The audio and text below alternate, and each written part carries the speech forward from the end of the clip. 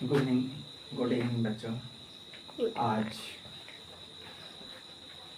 हम व्यापार से साम्राज्य तक के कंपनी की सत्ता स्थापित होती है, इसमें मुख्य रूप से बैटल ऑफ प्लासी यानी प्लासी का युद्ध, संपन्नता का आश्वासन, नवाब की शिकायतें, कंपनी के अफसर नवाब बन बैठे, क्लाइव खुद को कैसे देखता था, इस मुख्य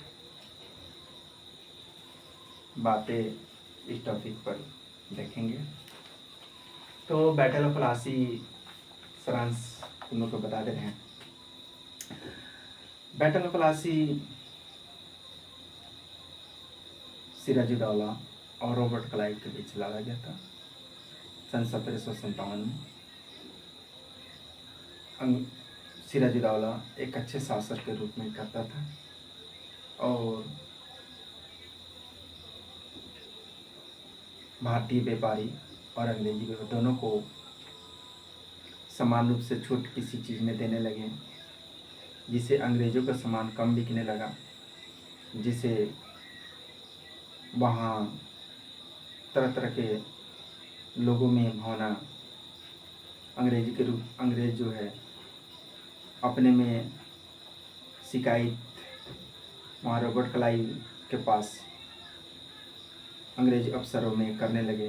मुख्य रूप से एक घटना तुम लोग को बता दें, काली कोठी घटना, ब्लैक होल।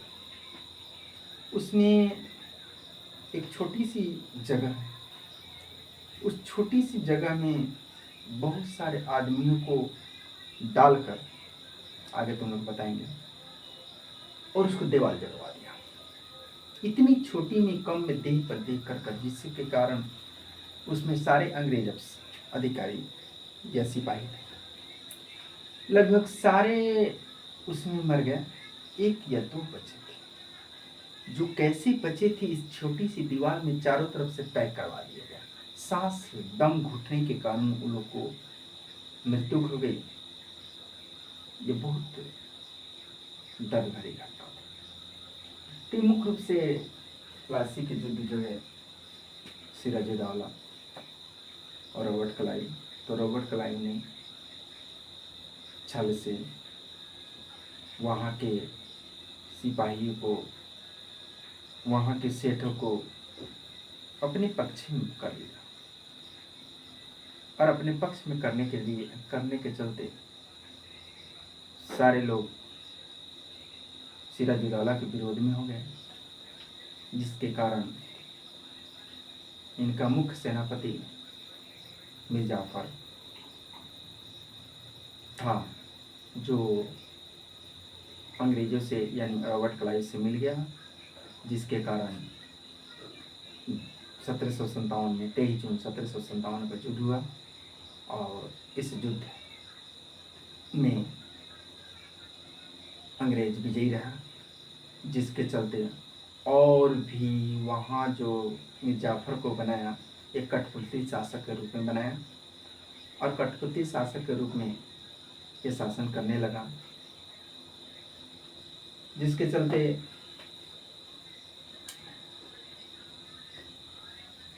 अंग्रेज अधिकारी को ज़्यादा से ज़्यादा फायदा होने लगा। और ये फर्स्ट बहुत बड़ी युद्ध थी अंग्रेज़ों के,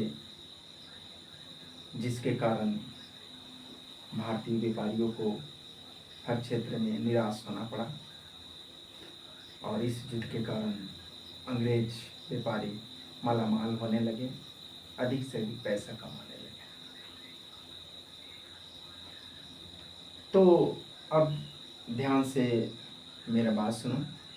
कुछ बुक में कैसे कैसे दिया है इसके बारे में मैं तेज़ी से पढ़ रहा हूँ, ध्यान से सुनना है, और एक बार नहीं समझ में आए 2 बार 3 बार रिपीट करो, मेरा बात ध्यान से सुनो, और मैं तुम लोगों को यह बता रहा हूँ। प्लासी का युद्ध, देखो इसके बारे में क्या कह रहा है। पहले प्लासी के प्लासी यानी प्लासिकी, यहाँ एक पौधा है। तो दरअसल इसका असली नाम प्लासी था, अंग्रेजों ने बिगाड़ दिया प्लासी। एक पौधा था जो लाल लाल फूल उगता था, उस फूल को गुलाल के रूप में बनता है, जो होली में लोग प्रयोग करते थे या किया जाता है। वह जगह है बंगाल। ठीक है, मैं अभी प्लासी के युद्ध के बारे में पढ़ रहा हूँ, ध्यान से सुनना। जहाँ पर नहीं वीडियो स्टॉप कर रुक कर लिखने का प्रयास करना, उसे ध्यान से सुनना, क्योंकि सुनने से बहुत फायदा होगा तुम लोगों को। ध्यान से सुनो।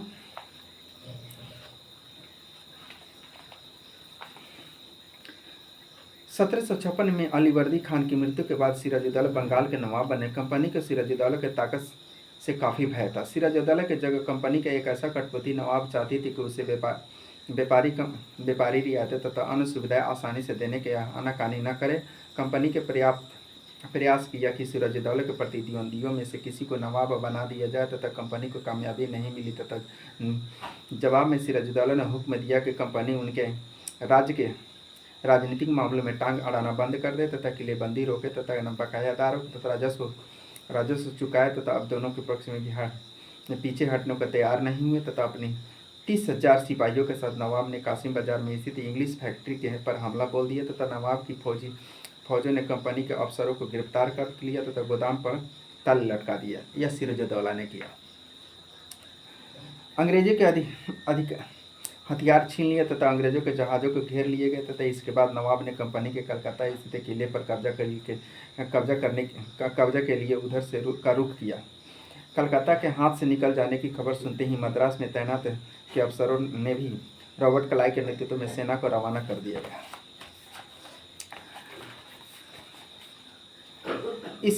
इस सेना को नौसेना के बेड़े की मदद मिल रही थी तथा इसके बाद नवाब के साथ लंबे समय तक सौदेबाजी चलती रही। आखिरकार 1757 में रॉबर्ट क्लाइव ने प्लासी के मैदान में सिराजुद्दौला के कंपनी की सेना को नेतृत्व में नवाब सिराजुद्दौला की हार का एक बड़ा कारण उसके सेनापतियों में से एक सेनापति मीर जाफर की कालगुजारियाँ भी थी, और जिसे मीर जाफर की टुकड़ियों ने इस युद्ध में हिस्सा नहीं लिया। रॉबर्ट क्लाइव ने यह कहकर उसे अपने साथ मिला लिया था कि सिराजुद्दौला को हटाकर या मीर जाफर को नवाब बना दिया जाएगा। कुछ मीटिंग होते थे, अंग्रेजों में इस मीटिंग का रुख दिया है। उस मीटिंग को महान्यायालय कक्ष East India House Leadenhall Street East India Company के कोर्ट ऑफ प्रोपराइटर्स के लंदन स्थित यानी लेडन हॉल में स्ट्रीट पर बने स्ट्रीट की हाउस में बैठक होती थी। ऐसी स्थिति एक सभा का चित्र है सिराजुद्दौला का, जो लंदन का रूप है, जो किताब में तुम देख सकते हो अपने बुक में। संपन्नता का आश्वासन दूसरा इसमें प्लासी के युद्ध में है, एक टॉपिक है संपन्नता का आश्वासन। उसके बारे में ध्यान से सुनो। संपन्नता का आश्वासन क्या है, ध्यान से सुनो। इंग्लैंड के लोग ईस्ट इंडिया कंपनी की शासकीय महत्वाकांक्षा को तथा अविश्वास को देखते हुए प्लासी की लड़ाई के बाद रॉबर्ट क्लाइव ने अंग्रेजी सम्राट के एक मुख्य विदेशी मंत्री तथा विलियम पिट्स को 7 जनवरी 1759 ईस्वी को कलकत्ते से यह चिट्ठी भेजी थी। लेकिन इतनी विशाल सत्ता की एक वाणिज्यकरण कंपनी के लिए बहुत बड़ी बात होगी। मैं खुद यह सोचकर अभिभूत हूँ कि इस समृद्ध रियायतों में पूरा कब्जा हासिल करने के लिए कोई परेशानी नहीं आए, तथा मैं वह फैसला आप पर छोड़ता हूँ कि सालाना 20 लाख स्टार्लिंग की आमदनी तो और 3 प्रांतों की कब्जा कोई ऐसी ही चीज़ है जिस पर इतना शोर मचाना उचित नहीं है। देखो कि लगभग क्या कर रहा है, 20 लाख स्टार्लिंग आमदनी। अंदाजा कर सकता है कि उस जमाने में 20 लाख का कितना महत्व होगा, और वो खरबों, आज के युग में अरबों खरबों। चलो ठीक है, अभी प्लासी के युद्ध के बारे में बता रहे हैं, ध्यान से सुनो। प्लासी की जंग इसलिए महत्वपूर्ण मानी जाती है क्योंकि भारत में यह तथा कंपनी की पहली बड़ी जीत थी। प्लासी की जंग के बाद सिराजुद्दौला को मार दिया गया तथा मीर जाफर का नवाब बना गया। कंपनी के अभी तत्व शासन की जिम्मेदारी संभालने को तैयार नहीं थे। उसका मूल उद्देश्य तथा व्यापार को यानी फैलाना था। अगर यह काम स्थानीय शासकों की मदद से बिना लड़ाई के ही लड़ाई ही किया जा सकता था, तो दोनों में किसी राज्य को सीधी तथा अपने कब्जे में लेने के लिए क्या जरूरी थी। जल्दी ही कंपनी को ऐसे एहसास होने लगा कि यह रास्ता भी आसान नहीं है। कठपुतली नवाबों भी हमेशा कंपनी के इशारों पर नहीं चलते हैं, तो आखिरकार उन्हें भी अपनी प्रजा की नज़र में संपूर्णता दिखावा करना पड़ता था। तो फिर कंपनी का मैंने अपनी नज़र प्रजा को दिखाने के लिए उसने सोचा कि हम लोग कुछ नवाब को भी बदल दें जो मेरे ही पक्ष में हो, क्योंकि जनता मुझे नहीं कहे कि हाँ एक गोड़ा के राज करता है, यह सोचकर अपना वाहवाही लूटने के लिए।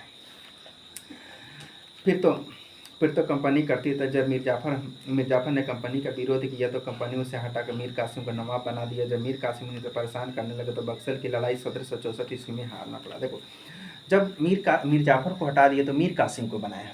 मीर कासिम को बनाने के लिए मीर कासिम थोड़ा टैलेंट था। उसने अपने 1764 ईस्वी में बक्सर की लड़ाई, जो आगे विस्तार से पढ़ेंगे, तो 1764 में बक्सर की लड़ाई मीर कासिम के द्वारा यह बहुत बड़ी युद्ध बिहार के बक्सर जिले से लड़ी गई, लेकिन यह युद्ध हार गया। भारतीय ने इस युद्ध हार गया, यानी अभी भी उसी का देन है। अपना कलकत्ता से राजधानी जो है यहाँ मुंगेर जिला के बना दिया गया। अंदाजा कर सकता है कि मीर कासिम बहुत टैलेंट शासक था, और इसे देखते हुए उसने सोचा कि इसको भी हटा दीजिए। हटाकर फिर से मीर जाफर को बनाया गया, तो इससे फिर से वह बक्सर का युद्ध हुआ। फिर से मीर जाफर को लाया कि तो अपने से अच्छा काम कर रहा है, इसको हटाओ जल्दी हटाओ। जिसके कारण अंग्रेजों को बुझाया कि यह तो अच्छा नहीं करेगा कि, लेकिन मीर कासिम बहुत टैलेंट निकले, जिसके कारण अंग्रेजों को जो है बहुत लगा कि फिर से हटाओ, मीर जाफर को लाओ, और फिर से मीर जाफर को लाया गया, जिसके कारण 1764 ईस्वी का युद्ध हुआ। ध्यान से सुनो, 1764 में उसके भी हराना पड़ा, उसे बंगाल से बाहर कर दिया गया। मीर जाफर दोबारा नवाब बनाया दिया गया था। यह उसने नवाब को हर महीने के 5 लाख रुपए कंपनी को चुकाए थे। बताओ, उस समय जमाने में नवाब को 5 लाख रुपया पर फिक्स हुआ। अंदाजा करो कि 1797 आज के युग में 5 लाख कितना होगा। इसीलिए भारत को सोने की चिड़िया नहीं कहा जाता था, भारत सोने की चिड़िया था।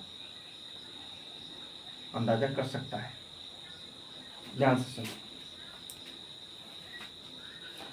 तो कंपनी अपने सैनिकों के खर्चों से निपटने के व्यापारी जरूरतों तथा अन्य खर्चों को पूरा करने के लिए तथा पैसा चाहती थी, तो अपनी कंपनी से ज़्यादा इलाकों में तथा ज़्यादा करते थे। 1765 में मीर जाफर की मृत्यु के बाद इस कंपनी के इसे बदल चुके थे। कठपुतली नवाबों के साथ अपने खराब अनुभव को देखते हुए 1765 में मीर जाफर की मृत्यु कब हुई? 1765। कटुबी नवाब के साथ खराब अनुभव को देखते हुए तथा कलायू ने ऐलान किया कि अब हमें खुद ही नवाब बनना पड़ेगा। बताओ, फिर से अब पूरा नवाब बना। देखो, व्यापार करने आया, कहाँ से कहाँ नवाब बन गया। ध्यान से सुनो। तो आखिरकार 1765 में मुगल सम्राट कंपनी को ही बंगाल का प्रांत दीवान नियुक्त कर दिया गया था। दीवानी मामले के कारण कंपनी को बंगाल के विशाल राजस्व संसाधनों पर नियंत्रण मिल गया तथा इस तरह कंपनी की एक पोटली समस्या के तो हो गया तथा 18वीं सदी के शुरुआतों में तथा भारत के साथ उसका व्यापार बढ़ता चला गया, लेकिन उसे तथा अपने ज़्यादातर चीज़ें तथा ब्रिटेन में लाया गया था, तो वह चांदी के बदले में खरीदनी पड़ती थी। तो इसी वजह यह थी कि उस समय के ब्रिटेन के कपास भारत में बेचने के लिए कोई चीज़ नहीं था, और बेचने के लिए कोई चीज नहीं था। बेटा तने मोबाइल लेता हो सुलाभ, जल्दी ले। तो देखो अब आगे कैसे कैसे उन्होंने युद्ध की भावना उत्पन्न कर रही है। बस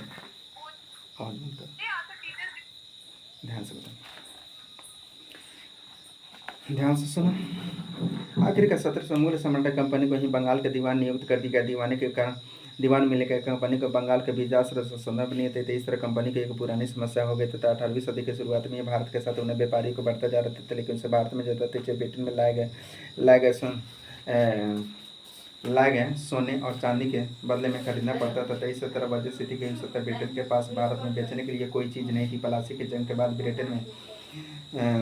ब्रिटेन में सोने की निकासी कम होने लगी तथा बंगाल के दीवाने मिलने के बाद तो ब्रिटेन से सोना लाने की जरूरत ही नहीं रही। तब भारत से ही होने वाले आमदनी को ही सहारे ही कंपनी के अपने खर्चे चलाते। बेटा वो युद्ध के बाद जो है ब्रिटेन से खर्चा नहीं लाया, अब यहीं के खर्चा से वहाँ का सैनिक यहाँ का सैनिक चलने लगा। ध्यान से लो। और इस कमाई से कंपनी भारत में सूती तथा रेशमी कपड़ों की खरीद देती थी तथा अपनी फौजों को संभाल सकती थी तथा कलकत्ता में किले तथा दफ्तरों का निर्माण ला सकती थी। अब देखो नेक्स्ट है, यानी कंपनी के नवाब बन बैठा, यानी खुद कंपनी के अफसर नवाब बन बैठे। अब इसके बारे में देखो, कंपनी के कैसे युद्ध के बाद, प्लासी के युद्ध के बाद यहाँ के राजा के बाद खुद जो है यहाँ राजा बन बैठे। ध्यान से सुनो मेरी बात, कैसे बन रहा है। नवाब बनने के बाद क्या मतलब था, इसका मतलब यहीं तक कंपनी के पास सत्ता ताकत है किसी कुछ फायदा में कंपनी को अपनी कर्मचारी को नवाब की तरह से जीने के ख्वाब देखने लगे थे। प्लासी के युद्ध के बाद बंगाल में असली नवाब की इस बात के बाद कर दिया गया तथा कंपनी के अफसरों को निजी तोहफे के तौर पर जमीन तथा बहुत सारा पैसों देते। खुद रॉबर्ट क्लाइव ने ही भारत में बेहिसाब दौलत जमा कर लिया। और 1743 में जब इंग्लैंड, देखो यहाँ से युद्ध आया तब हुआ 1743, कब जा रहा है 1743 में वह इंग्लैंड से मद्रास और चेन्नई से आया था, तो उसकी मात्र 18 वर्ष की उम्र था। कितने वर्ष? 18 वर्ष की उम्र। लेकिन 1767 में वो 2 बार गवर्नर बनने के बाद हमेशा के लिए भारत से रवाना हुआ।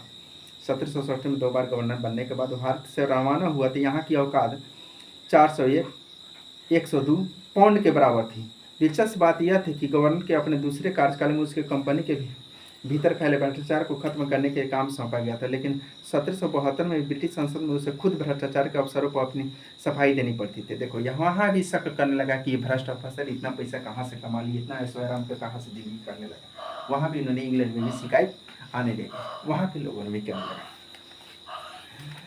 उसके बाद 1772 में ब्रिटिश शासन में खुद भ्रष्टाचार के आरोप में सफाई देनी पड़ती थी। सरकार की उसकी आकुत संपत्ति के स्रोत संदेह पर लगने रहते तो उसे भ्रष्टाचार आरोपों से बरी कर दिया गया। लेकिन 1700 आरोपों से तो बरी कर दिया गया, लेकिन 1774 में उसे आपने सुसाइड कर लिया। इतना धन दौलत होते हुए भी अपने से सुसाइड कर लिया। अंदाजा कर सकते हो कि कैसे मृत्यु कुछ नहीं हुआ। कंपनी के सभी अफसर कलाई की तरह ही दौलत इकट्ठा करने के लिए बहुत सारे बीमारियों की लड़ाई करने के कारण से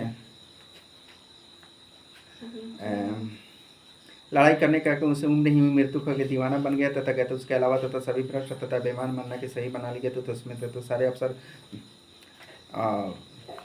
अलावा उसे सभी भ्रष्ट तथा बेईमान मानना भी सही नहीं होगा। उसमें बहुत सारे अफसर साधारण परिवार भी आए थे, तो उनके सबसे बड़ी इच्छा बस यही थी कि वे भारत में ठीक ठाक पैसा कमाएं और ब्रिटेन में लौटकर आराम की ज़िंदगी बसर करें। वे लोग अफसर जितने भी आए थे वो लोग सोचते थे कि यहाँ भारत में अच्छे से पैसा कमाएं और ठीक ठाक वहाँ पर जाकर अपने ऐशो आराम की ज़िंदगी जिए, धन दौलत लेकर वापस लौटे। उन्होंने वहाँ आलिशान जीवन जिया करते। वहाँ के लोगों ने नवाब कहते थे। बताओ वहाँ के यहाँ का शब्द किया हुआ वहाँ के लोगों ने उसे जब जाकर जाता था तो वहाँ के लोगों ने उसे नवाब कहता था, पैसा इतना कमा लेता था। या भारतीय सब नवाब का ही अंग्रेजी संस्कार बन गया। उन्हें लोग अक्सर अमीरों तथा सामाजिक हैसियत से रातों रात ऊपर उठने वाला वाले लोगों के रूप में देखते थे और तथा नाटकों तथा कार्टूनों को ही मजाक उड़ाया करते थे। कार्टून बना कर एक मजाक कि किस तरह रातों रात आलिशान मकान रातों रात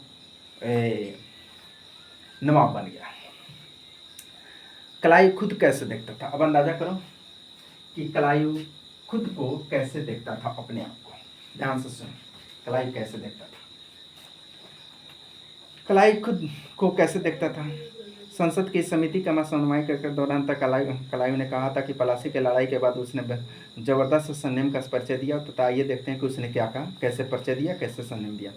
उसकी स्थिति की कल्पना कीजिए कि जहाँ प्लासी की जीत मुझे ला खड़ा कर दिया था कि एक ताकतों का राजा मेरे इशारों पर चल रहा था तथा एक संबद्धा शहर मेरी दाया पर था। उसके सबसे दौलतमंद महाजन मेरी एक एक मुस्कुराहट के लिए भी एक दूसरे से की गिरबान खींच रहे थे। मैं ऐसे खजानों के बीच में सा गुजर रहा था जो सिर्फ मेरे लिए खुले हुए थे। एक तरफ सोना और दूसरी तरफ जवाहरात थे। अध्यक्ष महोदय, मैं अपने इस संयम को देखते हुए खुद हैरान हो गया। बताओ अपने आप को कैसे देखता था, एक तरफ सोना एक तरफ जवाहरात। अंदाज़ा कर सकता है कि कितना ऐशो आराम की ज़िंदगी करता था। यहाँ की पैसा, यहाँ की धन दौलत, और वहाँ जाकर ऐश किया, अंदाज़ा कर सकते हैं। थैंक यू बच्चों। इसके बाद फिर मैं नेक्स्ट टॉपिक में इसके बाद वाला कुछ टॉपिक लेकर आ रहा हूँ। थैंक यू बच्चों, धन्यवाद।